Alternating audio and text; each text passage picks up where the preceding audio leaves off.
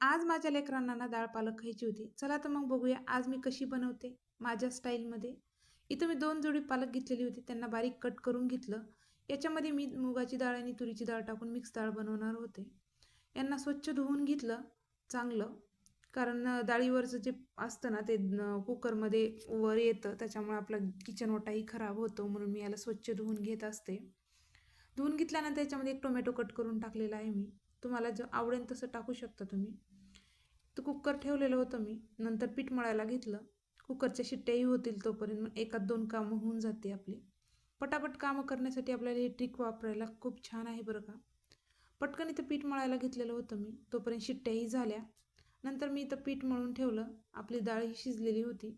तिला चांगलं मिक्स करून घेतलं मी आणि तडकाही दिला होता. तुम्हाला ही रेसिपी कशी मला नक्की कमेंटमध्ये सांगा. आवडल्यास चॅनलला फॉलो करायला विसरू नका. भेटूया लवकरच. बाय.